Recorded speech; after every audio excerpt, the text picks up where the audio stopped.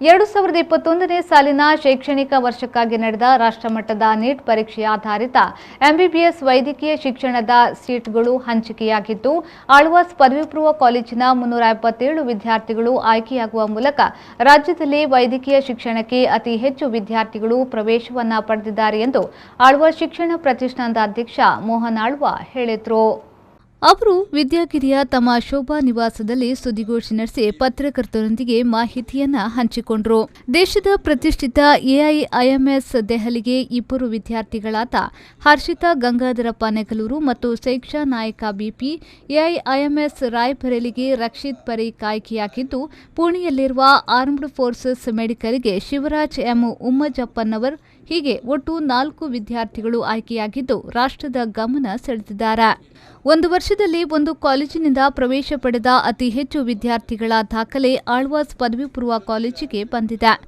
ರಾಜ್ಯದ ವಿವಿಧ ಸರ್ಕಾರಿ ವೈದ್ಯಕೀಯ ಕಾಲೇಜುಗಳಲ್ಲಿ 213 ವಿದ್ಯಾರ್ಥಿಗಳು, ಖಾಸಗಿ ವೈದ್ಯಕೀಯ ಕಾಲೇಜುಗಳ ಸರ್ಕಾರಿ ಕೋಟಾದಲ್ಲಿ 106 ವಿದ್ಯಾರ್ಥಿಗಳು, ಖಾಸಗಿ ಕೋಟಾದಲ್ಲಿ 58 ವಿದ್ಯಾರ್ಥಿಗಳು ವೈದ್ಯಕೀಯ ಶಿಕ್ಷಣದ ಅಧ್ಯಯನಕ್ಕೆ ಪ್ರವೇಶವನ್ನು ಪಡೆದಿದ್ದಾರೆ. ವಿದ್ಯಾರ್ಥಿಗಳಲ್ಲಿ 30 ಎಸ್ಸಿ ವಿದ್ಯಾರ್ಥಿಗಳು, 15 ಎಸ್ಟಿ ವಿದ್ಯಾರ್ಥಿಗಳು, 29 ಕನ್ನಡ ಮಾಧ್ಯಮ ಕೋಟಾ ವಿದ್ಯಾರ್ಥಿಗಳು ಹಾಗೂ ಹೈದರಾಬಾದ್ ಕರ್ನಾಟಕ ಕೋಟಾದಡಿಯಲ್ಲಿ 51 ವಿದ್ಯಾರ್ಥಿಗಳು ಪ್ರವೇಶಾತಿಯನ್ನು ಪಡೆದಿರುತ್ತಾರೆ. ಎಲ್ಲ ಆಳ್ವಾಸ್ ಪದವಿ ಪೂರ್ವ ಕಾಲೇಜಿನ ದ್ವಿತೀಯ ಪಿಯುಸಿ ವಿದ್ಯಾರ್ಚನೆ ಮಾಡಿದ ವಿದ್ಯಾರ್ಥಿಗಳೆನ್ನುವುದು ಗಮನಾರ್ಹವಾಗಿದೆ. ಆಳ್ವಾಸ್ ಪದವಿ ಪೂರ್ವ ಕಾಲೇಜಿನಿಂದ ಆಯ್ಕೆಯಾಗಿ ಎಂಬಿಬಿಎಸ್ ವೈದ್ಯಕೀಯ ಶಿಕ್ಷಣ ಪಡೆಯಲಿರುವ 377 ವಿದ್ಯಾರ್ಥಿಗಳಲ್ಲಿ 150 ವಿದ್ಯಾರ್ಥಿಗಳು ದತ್ತು ಸ್ವೀಕಾರ ಯೋಜನೆಯ ವಿದ್ಯಾಭ್ಯಾಸವನ್ನ ಮಾಡಿದ್ದು, ಈ ವಿದ್ಯಾರ್ಥಿಗಳಿಗೆ ₹3 ಕೋಟಿಗೂ ಮಿಕ್ಕಿದ ಮೊತ್ತದ ಹಣವನ್ನು ಸಂಸ್ಥೆಯು ಸೇವಾ ರೂಪದಲ್ಲಿ ವಿನಿಯೋಗಿಸಿದೆ. ಎಂಬಿಬಿಎಸ್ ವೈದ್ಯಕೀಯ ಶಿಕ್ಷಣ ಪ್ರವೇಶಕ್ಕೆ ಅರ್ಹರಾದ ವಿದ್ಯಾರ್ಥಿಗಳನ್ನು ಡಾ ಎಂ ಮೋಹನ್ ಆಳ್ವ ಮತ್ತು ಆಳ್ವಾಸ್ ಪದವಿ ಪೂರ್ವ ಕಾಲೇಜಿನ ಪ್ರಾಚಾರ್ಯ ಮೊಹಮ್ಮದ್ ಸದಾಕತ್ ಅವರು ಅಭಿನಂದನೆಯನ್ನ ಸಲ್ಲಿಸಿದರು. ಇವತ್ತು ಬಹಳ ಮುಖ್ಯವಾಗಿ ದೇಶದ ಪ್ರತಿಷ್ಠಿತವಾದಂತಹ ಏಮ್ಸ್ ದೆಹಲಿಗೆ 2 ವಿದ್ಯಾರ್ಥಿಗಳು ಹರ್ಷಿತಾ ಮತ್ತು ಗಂಗಾಧರಪ್ಪ ನಲಗೂರು ಮತ್ತು ಶ್ರೇಷ್ಠ ನಾಯ್ಕ್ ಇವರು 2 ಏಮ್ಸ್ಗೆ ಸಿಲೆಕ್ಟ್ ಆದರು.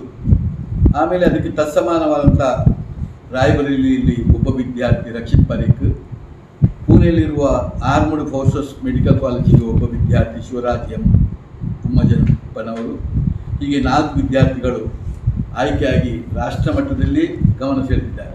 150 ವಿದ್ಯಾರ್ಥಿಗಳು ಉಚಿತ ದತ್ತು ಸ್ವೀಕಾರದ ಯೋಜನೆಯಲ್ಲಿ ವಿದ್ಯಾಭ್ಯಾಸ ಮಾಡಿದ್ದು, ಈ ವಿದ್ಯಾರ್ಥಿಗಳಿಗಾಗಿ 3 ಕೋಟಿಗೂ ಮಿಕ್ಕಿದ ಹಣದ ಮೊತ್ತವನ್ನು ಸಂಸ್ಥೆಯು ಸೇವಾ ರೂಪದಲ್ಲಿ ವಿನಿಯೋಗಿಸಿದೆ.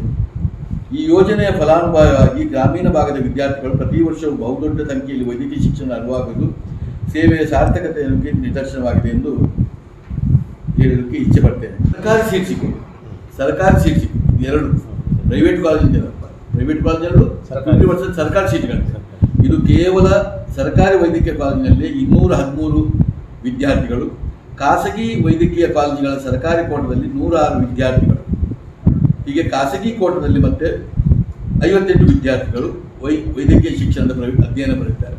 ಇಲ್ಲಿ 25 ವಿದ್ಯಾರ್ಥಿಗಳು, ಯಾಕಂದರೆ ಇದು ನಂಬರ್ 1 ಕಾಲೇಜು ನಮ್ಮ ರಾಜ್ಯದ. ಮೈಸೂರು ಮೆಡಿಕಲ್ ಕಾಲೇಜಿನಲ್ಲಿ 18, ಗದಗ ಮೆಡಿಕಲ್ ಕಾಲೇಜಿನಲ್ಲಿ 21 ವಿದ್ಯಾರ್ಥಿಗಳು, ಶಿವಮೊಗ್ಗ ಮೆಡಿಕಲ್ ಕಾಲೇಜಿನಲ್ಲಿ 20, ಕೊಡಗು ಮೆಡಿಕಲ್ ಕಾಲೇಜಿನಲ್ಲಿ 18, ವಿಜಯನಗರ ಮೆಡಿಕಲ್ ಕಾಲೇಜಿನಲ್ಲಿ 15, ಹೀಗೆ ಸಂಪೂರ್ಣ ಅದರ ಲೆಕ್ಕ ಇಲ್ಲಿದೆ. ಹಾಸನ ಮೆಡಿಕಲ್ ಕಾಲೇಜಿನಲ್ಲಿ 14, ಕಾರವಾರ ಮೆಡಿಕಲ್ ಕಾಲೇಜಿನಲ್ಲಿ 14, ಕರ್ನಾಟಕ ಮೆಡಿಕಲ್ ಕಾಲೇಜ್ ಹುಬ್ಬಳ್ಳಿಯಲ್ಲಿ 13 ವಿದ್ಯಾರ್ಥಿಗಳು, ಹೀಗೆ ಅದು ಇಡೀ ಪಟ್ಟಿ ಬರ್ತದೆ. ಕಾಲೇಜುಗಳ ಸರ್ಕಾರಿ ಕೋಟದಲ್ಲಿ 106 ಜನ ಮತ್ತು ಖಾಸಗಿ ಕೋಟದಲ್ಲಿ 58 ವಿದ್ಯಾರ್ಥಿಗಳು ವೈದ್ಯಕೀಯ ಶಿಕ್ಷಣದ ಅಧ್ಯಯನವನ್ನು ಪ್ರವೇಶ ಪಡೆದಿದ್ದಾರೆ.